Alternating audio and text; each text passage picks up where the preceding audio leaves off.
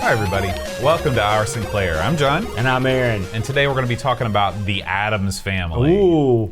Now Aaron, I'm sure that you've done a lot of research on the Addams Family. You're going to give us a rundown of the cartoon, the lineage. Nope, none of that. Okay, well let's talk about that now. But they did, let's pretend this is a quiz. You tell me when I'm wrong here. Okay. So, we have covered this game, not this exact game, on a previous episode. We literally covered it 4.5 years ago on episode 3 of the Amigos. Wow, was it that long ago? So you don't worry about boring people. Okay, good. So this started off as a comic strip, I believe.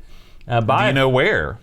Was it in the New York? No, it was in a magazine. It was in the New Yorker magazine. New Yorker magazine. I was close. Yeah. I was so close. And the guy that did it he named Addams? Charles Addams. Charles Addams. And I want to take Charles Addams by the hand. That's Charles Atlas, but close enough. And then this got developed into it was a weekly strip that got developed into a TV show.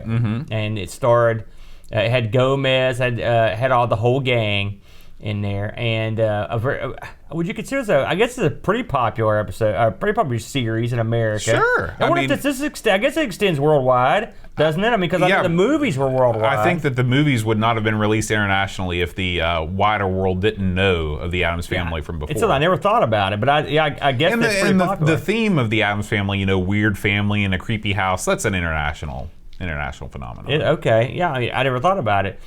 Did you watch this when you were younger? No. Funnily enough, when I was growing up, the Munsters was in very heavy rotation on stations like Nick at Night, and I think TBS might have shown them or something like that. But the Addams Family was just not shown that often. I didn't like the Addams Family or the Munsters that much. Really? But of course, when I was a kid, you watched everything because there were no alternatives. There was no cable. There wasn't jack squat. So we saw all these shows. But I will say, of the two, I guess this was my favorite. They get compared a lot. They're not really all that similar in a lot. I guess they sort of are. They're sort of mirror images of each other. I don't know about that. I mean, the other one's got actual monsters in it, where the Addamses were like people. Right. They were just goofy. But the Munsters didn't think they were monsters. Right. And I will say, I loved a lot of the characters from both shows. I liked Herman Munster. I liked Grandpa. I liked them more than pretty much anyone but Mr. Addams on the Addams Family. I liked him a lot. You were attracted to the male characters primarily. I liked Mr. Addams' wife, and I also liked Herman's daughter. But that's purely from a aesthetic viewpoint. But I watched both shows, and then of course it was inevitable that these shows would get remade, as everything that has ever been existed has done in a film that was released. And of course you had Raul Julia in there as Gomez, who was awesome. And who was the woman? I had her name on the tip of my tongue. Wasn't Patricia Arquette? No. What was her name? Anyway, she's famous. Yeah. But it was an all-star cast. Of course, you had who was it that played Uncle Fester? Oh, Christopher Lloyd, which he was great. Yeah. So I never realized this movie had this massive appeal until we started looking at the games. And you're right, they appeared everywhere. And when you see them appearing on like the British computers and stuff, it's wacky. It never occurred. Well, the movie was a huge success. It was it spawned 2 sequels and Angelica Houston. Thank you, Chad. Duncan. She was, of course, that's a big star. I love Raw Julia. He was good in everything, even bad stuff. His turn in Street Fighter was legendarily hilarious. But it's hard to come in and fill the role. John Astin was Gomez in the TV shows. He was outstanding. He was outstanding. And so when you're going to pick up the mantle and take that over, you had to get a real dynamic comedy actor, and they did. And of course, we are doing we're doing this somewhat timely because there is a new Addams Family movie currently in production. You're kidding me? Yeah, this is a computer animated affair. Lots of people don't like it, and I think it's because they're not familiar with the original cartoons, because these are based on the original New Yorker strips. Oh, I see. So in that art style? Yeah, so the it doesn't look like Raul Julia, Right. It looks weird. They released, I believe it was the third one of these, and I can't remember which one of the Addams Family, but as I recall, there might have only been one sequel. I think just the Addams Family Values. Right. Well, there was another one that was either like a direct to video. Oh, maybe that was it. Tim Curry played Gomez. Really? Now, I love Tim Curry, y'all. And of course, you're surely familiar with Tim Curry from the Rocky Horror Picture Show and Clue, and about a million other bit parts he's been done over the years. But he's great. Now, that much said, I never saw it. I can't imagine. I don't like the thought of Tim Curry being in like a direct-to-video loser version of the Addams Family. We don't want to think of it. But he could probably pull off Gomez to a certain degree. It depends on how far into his current decrepit state he's in, because he's in bad shape this was now. years ago. Okay. This was years ago. If you ever saw. Did you see the movie where Tim Curry played the guy that gave elocution lessons? Bugsy was Sylvester Stallone comedy. No. The gangster. The movie was okay, but he was outstanding. That sounds pretty good. I think I like that. Sounds pretty wacky. He's very good, and he's a good singer too. I've got several of his albums. I don't know. Have you ever heard of his albums? No. I'm talking non-Rocky Horror. So he's great. He can go. I can tell he's got bombastic. Some pipes. Yeah, he's bombastic. So this movie was this was the first movie soundtrack I ever bought. Oh, really? What got you over the top on that? The Addams Groove by MC Hammer. I knew. Hey, I wanted that song so bad. It's better than that sequel's theme, that's for darn sure. And it's so funny because the Addams Groove does not appear on the soundtrack. It was like licensing rights prohibited it. Did you know that when you bought it? But I did end up listening to the soundtrack a lot, and it actually was one of the factors that caused me to want to be in the band and be a musician. Because the music on it it's by Mark Shaman, who's done tons and tons and tons of stuff. He's sort of a Danny Elfman-esque character. He did the music for the South Park movie. He's Did you ever see that film? I did. I saw it in the theater. You saw that? You? Yeah. That stuns I was me. a big South Park fan. But I mean, back it's in the so day. offensive. It is very surprised offensive. You would go see that. That doesn't sound like your kind of movie. It was a musical though, so I like that. Oh, I saw it. Yeah. I saw it in the theater too. Particularly their anti-Canadian tune. Yeah. Particularly amusing. Yeah. But anyway, this movie has a special place in my heart. I thought, who was the girl that played Wednesday? Christina Ricci. Yes. I thought that I'm a big fan of her. Yeah, she was super cute. I agree. Unlike you at this time, I was still old enough to conceivably date Christina Ricci, where you're more of in the father zone for her. Don't put it like that.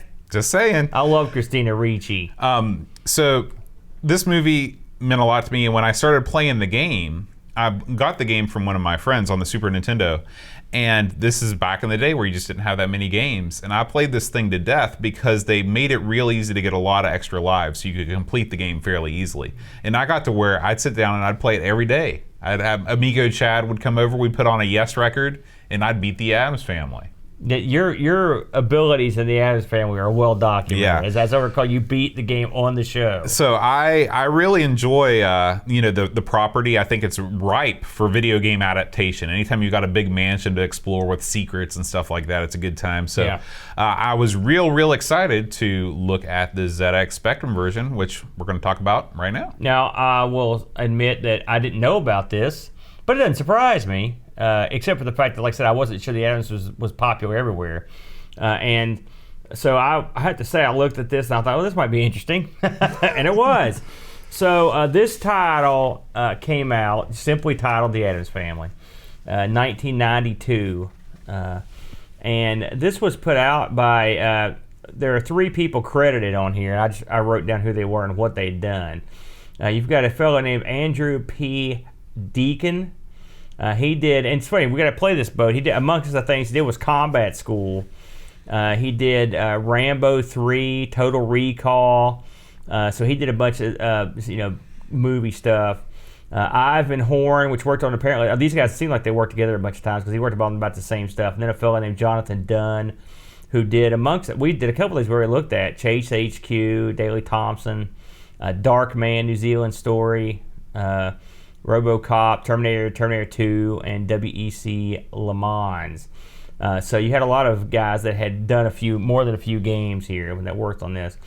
Of course, this was tied into the motion picture, and this ran on the Spectrum 128.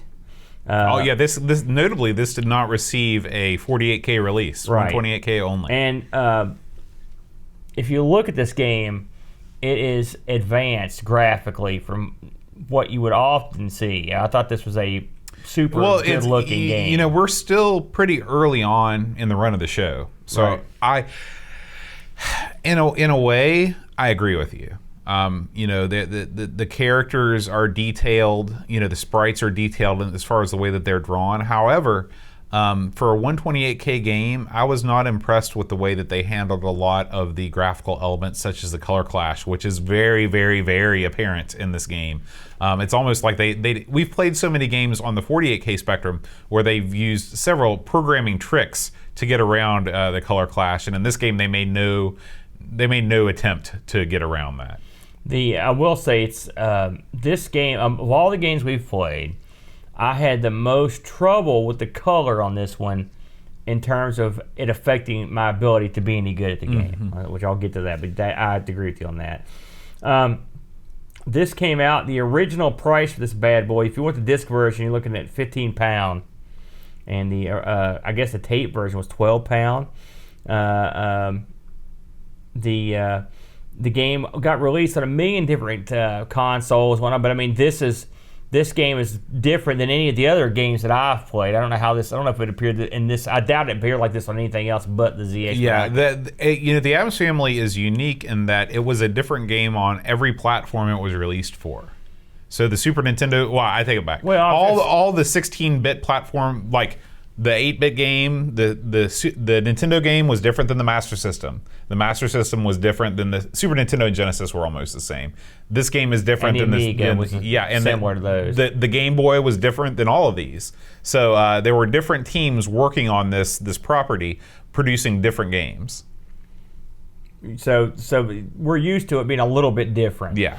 Now this is one thing that's different from this. This is a screen by screen, the old flip screen variety of game, which now that we have come to sort of expect on a lot of these sorts of games, and so for me, when I play a game like this, one of these jump around games, platformers on the Spectrum, I expect it to be rock hard. But the one thing about a screen-by-screen game is that I kind of like is that you can sort of take on that screen and move along. Yeah, so it's almost like you play hundreds of small games. Absolutely. That's I agree with you. That's a stupid way to look at it, but that's always... No, I agree with you 100%. Now, here's the downside of that. If you can't master the first game of the hundreds of games, you're boned. Right. And here another downside of this particular game is that when you finish a particular screen, sometimes you have to repeat it over and over again as you wind your way through the maze of the Addams Family compound. Right. So, in this game, I don't know if you read the flavor text at the opening of this, and it's been since I saw the original movie. Maybe this is the plot of the movie, but some shifty accountant has screwed the Addams Family, and they're going to get evicted from the mansion, and so all the family have just hidden in the mansion somewhere. They've taken certain liberties with the plot of the film. And so it's now, and you could explain to me how this is going to work out, but it's up to Gomez. It's always Gomez, by the way. It's up to Gomez to go out and find all the Addams in the mansion, and you have to do that by collecting keys. And you find them. You find these guys in the mansion. And now here's the part I don't understand, Boatster. Is when you find all the Addamses in the mansion, how does this save the mansion exactly? Because I didn't get that part. Well, what happens, I believe, is that the crooked attorney is somehow exposed through the finding of the other family members. The Addams Family have enough money easily to pay for whatever costs there are in there. The vault is huge. So that this game, it never really explains any of that. On the Super Nintendo, Amiga / Genesis versions of this game, the members of the family have been kidnapped, and you have to find them, which makes more sense. And what's funny, in typical Addams Family style, they say, "Oh, I was having such a great time. Why did you come find me?" Yeah, I will say that one thing this game also mentions at the beginning is that you find this note. And the note gives you a rough idea of where the people are. And I mean, it's not subtle. No, the clues are not subtle. Basically, it's like this person's in the graveyard, this person's in the kitchen or whatever. Yeah, and you go up and hunt them. Now, before I go any further, in the interest of full disclosure, I was absolutely terrible at this. I tried. This is one of the few games I actually hooked up a joystick and tried. And I never do that. I always put the keyboard. I can't believe you try to do it with just the keyboard. I always put. Well, that seems to be the natural way these games are played. But I hooked up the joystick and tried, and it didn't help me. I had trouble, and the thing is, I can't blame the game. I think Gomez controlled pretty well. What did you think? Let's get there. What did you think about the control of Gomez? I disagree. I think that the Gomez does not control particularly well. The way that his momentum works during jumping is unlike any game I've ever seen. It is odd. You jump up. And Gomez tends to take a pretty standard arc, like a 45-degree arc when he begins the jump, and then at a certain point, it's just flat, like just a flat traversing, and you're not sure where you're going to end up. This game is... He does sort of go straight down. Right. You hit right. It's right after you've started your descent. Mm-hmm. It's not at the peak of the jump. Yeah. And this game is, a very, very demanding platformer. This game demands you to make certain pixel-perfect maneuvers, some of which are not readily apparent. Until I started watching the Let's Play that we're watching right now, I could not figure out how to get past some of these rooms because you have to actually perch yourself on edges of ledges where it doesn't look like you should be able to stand to get past some of this stuff. I was horrible at this. Mm-hmm. And you're right. I did not have the chops to be any good at this game at all. I hate when this happens. And it doesn't happen that often. But I had to rely on just watching other people play large chunks of this game to have any idea what was happening because I was no good. Now, I'll tell you this. Did I enjoy this more or less than Manic Miner? The answer is I probably enjoyed this more. I was terrible at both games. Both games are uniquely demanding. However, this game does not impose the same sort of time requirements. I know that you do have a certain amount of hearts that will run down, but it's not like you're timed by room like Manic Miner is, where I really felt under the gun. I thought that this game was more colorful. Obviously, it looks a lot better being a 128K game. And I think a lot of it has to do with the fact that I just like the Addams Family. If you were going to compare this to Manic Miner, what would you say? I like Manic Miner more, but it's plus you didn't have to deal with Hall the Mountain King. Well, this did had a good load screen. I'm glad it had an awesome sound, music. It's funny when you start the game, it plays one of the classic tunes from the 16-bit versions of the game. It was surprising that it didn't play the Addams theme. Yeah, well, it's funny because it makes you wonder. I guess maybe Ocean licensed that particular title for use in all of their platforms. Because that song does not appear on the movie; it's just on the video game versions. Because when they played that song, kicked up, I was like, that's strange that they're not playing the normal theme. Yeah. But the loading screen looks awesome. Mm-hmm. The music is good. The graphics are amongst the best we've seen. They're very good. The color clash is the only thing that lets you down. I mean, it looks really good. Now, all that said, I like Manic Miner more, and the reason I like it more, maybe it's personal, but Manic Miner is it doesn't pretend to be anything more than it is. It loves hate and hates everything else. And it doesn't want you to live and wants you to fail horribly. This looks like a platform game that you can actually go out and have a go at. Mm-hmm. Manic Miner is a lesson in patience. This, I didn't expect a lesson in patience, and it was. A Manic Miner also, I think, controls the when you're controlling Willie. I feel like I've got more Jack. Mm-hmm. Like I said, I can't. I'm not as bad as you in terms of fault. I mean, the jumping is weird. It's straight. I feel like I could get used to it if I had to. Yeah. But it is in the thing. I don't know. There is sort of a charm to the open-ended nature of all the Addams Family games where you can kind of go anywhere. You don't have to attack all the rooms in the same order like you do with Manic Miner. Yeah. That's a tough call. Manic Miner was just something that clicked in me. And this, I will say, when I started playing this, the Manic Miner crept into my head. I'm like, this is going to be a tough game. But this game, to me, it just seems even more impossible than Manic Miner because it's so... there are like I read that there were 240 levels, so screens in this. That's a ton of stuff. Plus, you've got difficulty levels. Now, I always played on easy, and if you didn't, you've got to be out of your mind. Yeah. Did you ever try? Did you try medium or never even difficult? attempted it? Yeah, it's unbelievably difficult on easy. So I can't imagine what the other levels would be like. You know, I want to talk a little bit about the boss stages of this game. Okay, good, because I never got to any of them. Okay, so in normal platformers, when you get to a boss, you have to defeat the boss to free whatever, right, to progress. In this game, you're greeted with a somewhat large digitized face of the family member that you're trying to rescue. That really struck me as odd. The first time I watched somebody get there, I was like, whoa. And then you've got a countdown timer clicking down from 60 to 0. All you have to do is survive in the room that you're in for 60 seconds to beat, quote unquote, beat the boss. It's a very, very odd thing. I've never seen anything quite like it. And the rooms aren't particularly challenging, especially given what you've had to go through to get to those rooms. It's a very weird way to free your family members who I guess are hiding out in various places. There's also some kind of crazy, like after you rescue them thing, isn't there? Can you explain what's going on there? I didn't get that either. This whole that blew my mind because I had no idea what was happening. I watched the walkthrough and I thought they had a cheat or something on. I had to go back. I was like, what? Why didn't they do anything? Mm-hmm. So that's it. You just You just wait. You just have to survive in that room, like dodge the various things, and that's it. Very unusual. Yeah. Another thing this game has that I don't like are tons and tons and tons of spikes. Yeah. Those are horrible. They are horrible. Something else that, the very first level, you open up with knights with swords. Mm-hmm. Okay, you can jump on their heads, right? They position themselves in a way that makes it very difficult to get around them.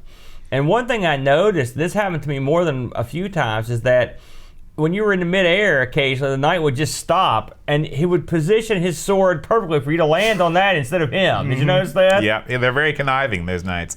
It's funny. One of the reasons why I was so bad at this game is because the game conditions you to not think that you can stomp on some of the enemies. There are some enemies that look like they're made out of spikes, but you can still stomp on them. And it wasn't until I watched a playthrough where I was like, oh, you can beat those guys. So enemy design, confusing, irritating, although in the game's favor, there are a surprisingly large variety of enemies. Another thing I really like about the Addams Family series of games. I agree. Now, the Spectrum Next, what it's called, mm-hmm. the new Speccy that's coming out. Right. One of the things I find interesting about it is amongst the many abilities it has, is allegedly it can take an old game like this and take out all the color class. Right. I'll be interested. This would be a perfect candidate for something like that. Now, I know a lot of purists are dead set against it. Mm-hmm.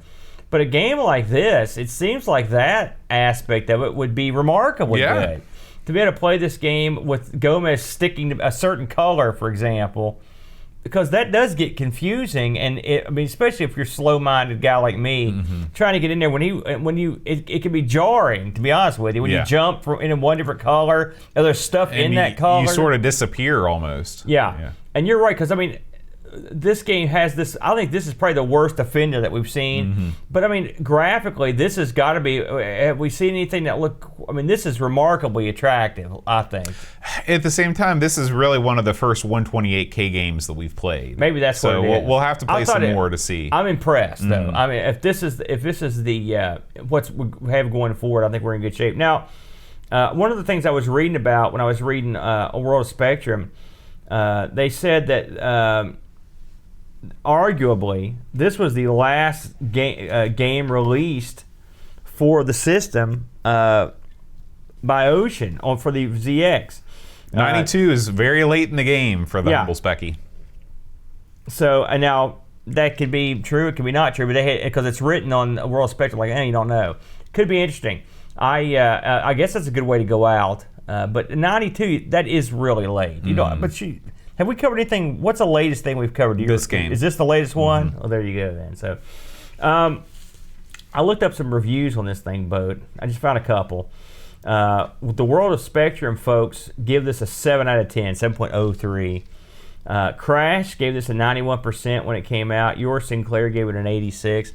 Now, I also scoped out just some opinion. And this is a polarizing game. Some people dig it. Some people don't like it at all. So it's one of those, I guess if you're into it or it catches your eye, maybe you're into it.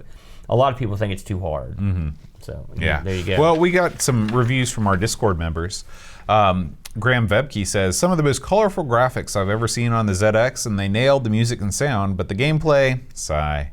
It's very difficult as the jumping doesn't work like on other versions of this game, and Gomez moves from snail pace to normal speed, which makes jumps too difficult to judge. Yeah. I much prefer other versions of this game. 6 out of 10. We didn't talk about that. The momentum in this it's got that kind of you gain speed momentum, and I don't like that. Yeah, it makes I like my guy to instantly sprint. Yeah. Just like me. Duncan Styles says they ramped the difficulty on this game up to 11. You need to be able to dedicate a lot of time learning the layout, enemy movements, and be able to execute precision movement around the map. It looks and sounds good, but the difficulty doesn't match the fun theme of the Addams Family. Not fun. 5 out of 10. And finally, Chris Fold says, for a Speccy game, graphics and sound are the essence of what we know to be a great platformer is in place. However, the control of Gomez, his jumping, etc. is all out of whack, which destroys the game, which is a real shame. 5 out of 10. Yeah, I can't say I disagree with any of those. So he was, I just thought I sucked, to be honest. But yeah, the control, it was weird. A little weird. Yeah. What are you going to do? It looks good. It does. It does look good. And I want to invite all of our Discord community, if you'd like to leave a review for Our Sinclair, we'd love to get some more reviews going on. And if you don't support the show yet and you'd like to, please visit our page at patreon.com/Our Sinclair. You get access to our Discord channel, get magnets, get all kinds of extra cool swag. And also, before we go, Aaron, we should give a little plug for Amigathon 2019 coming up.